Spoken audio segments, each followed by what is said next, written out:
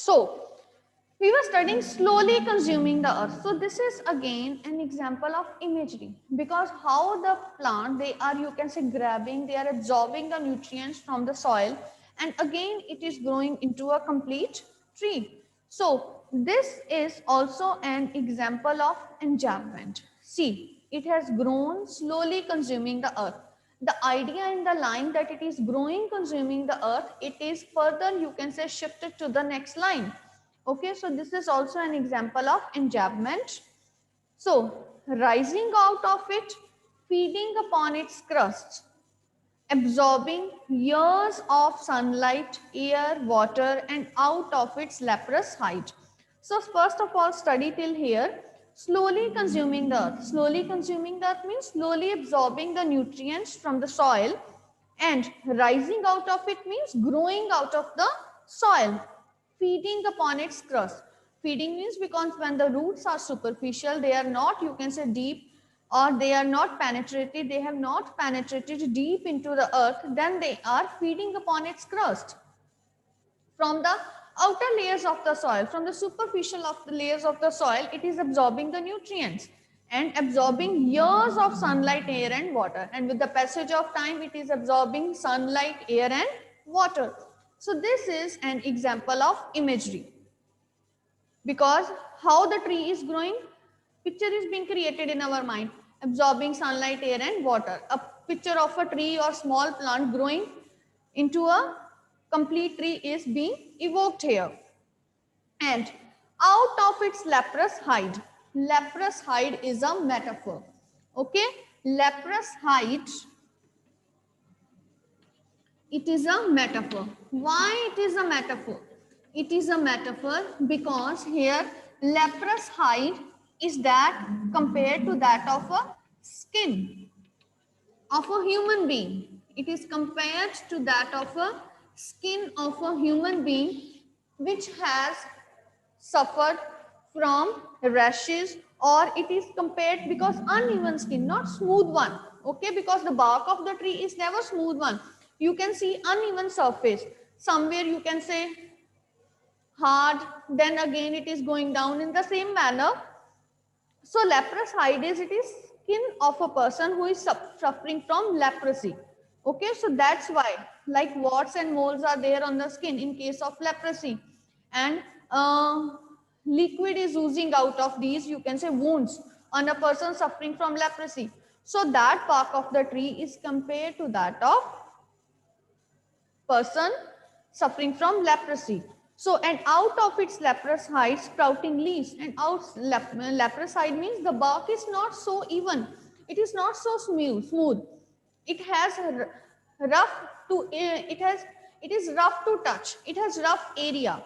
So what it means, the new trees, the new leaves, they are sprouting out of these parts of the tree. So what it means, the poet is conveying here that if we want to cut a tree, a simple cut will not suffice this, or a simple cut will not lead to the killing of a tree, or a simple wound, because tree is growing for many years, absorbing nutrients from the soil, as well as it is absorbing air, light and water. So next paragraph. So hack and chop, but this alone won't do it. Hack and chop, again, hack and chop means cutting roughly. Hack means to cut roughly, and chop again means to cut down. So hack and chop, but this alone won't do it. So it means by just putting a strong wound, strongly cutting the tree, putting a harsh wound on the surface of the tree or on the bark of a tree, this will not cut a tree. Not so much pain will do it. The tree, of course, will face pain, will of course suffer pain, but this will also not be helpful to cut a tree. Not so much pain will do it. So the first two lines, so hack and chop, but this alone won't do it. Again, this is an example of enjambment.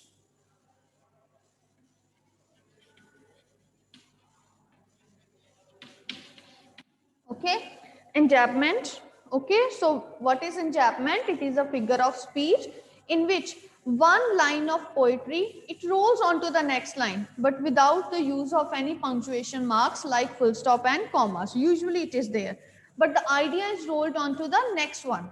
Okay, so next one, not so much pain will do it. The bleeding bark will heal. Bleeding bark again is a metaphor. The bleeding bark will heal. How bleeding bark? Because when you cut, liquid oozes out from the older trees. That is called as sap. Okay, like when a wound is given to human beings, out of that wound, blood oozes out. So that's why bleeding bark is an example of alliteration also, because there is repetition of the sound B and B.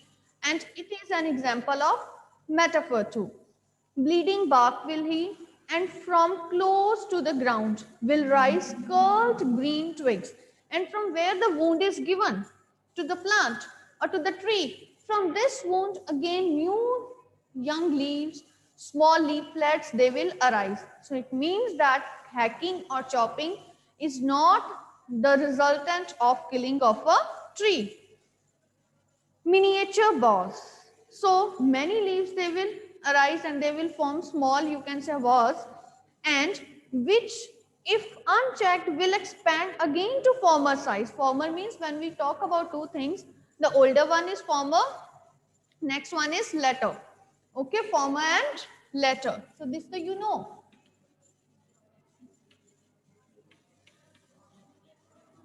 So if we will not keep a check, if we will not check again and again, what will happen? The tree will again grow into its former size. It will again grow up into a complete structure, into a complete tree. So it means that hacking and chopping will not kill the tree. No, no, the root is to be pulled out. So the root is to be pulled out. Means if you want to kill a tree, what has to be done? Root is to be pulled out. The tree along with complete root system, it has to be taken out of its anchorage. What is its anchorage? It's the soil, it's the earth. Out of its anchoring earth. It is to be roped, tied and pulled out because the tree is so strong. So this poem, as I told you, this gives a lesson or it gives a moral of the resilience to be sturdy, to be firm, that of trees. Okay, so it is to be roped, tied with the rope, and lot of force is to be applied in order to take out the tree along with the roots, pulled out and snapped out. Then it is chopped and cut. This will kill the tree. Or pulled out entirely, or either you will cut roll, or either you will take out the complete roots of the plant in order to kill a tree.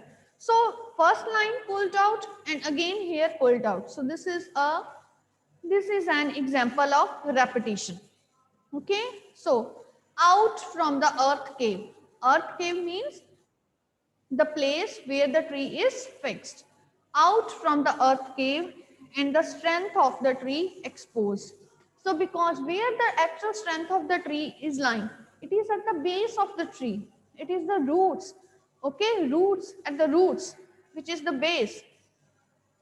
Okay, so the complete strength of the tree lies there because these roots are responsible for absorbing nutrition from the soil, for absorbing nutrients, and it is because of this, if the trees will not get nutrition, plants will not get nutrition from the soil, then what will happen? They will definitely die.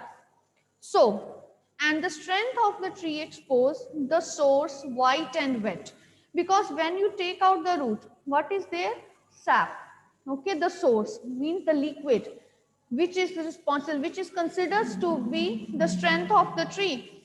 White and wet, the most sensitive, hidden for years inside the earth. This will be, you can say, exposed to air and sunlight, and because this is absorbing sunlight for many years and it is hidden under the earth for many years. Then the matter of scorching and choking. Scorching and choking means drying up. Let them dry out in the sun. Okay. And choking means stopping off all the nutrients in sun and air. So then scorching means drying up the roots in sun and air and you can say and terminating the process of allowing absorption of air and sunlight, browning, hardening, twisting, withering. So these are the processes involved in the killing of a tree. First, they will turn brown from green to brown. They are hardened because the sap or the liquid that the plants have absorbed, it is dried up. So the plants or the trees, they will turn out to be hardened. Twisting of the branches. You know that when the twigs or you can say small branches, they are dried up, they change their shape. Otherwise, they are flexible. Okay, but then it is not. And withering, finally decaying. Okay, dead. Okay, shedding down of the leaves and finally withering, decaying. And then it is done. And then it is done means then the tree is killed.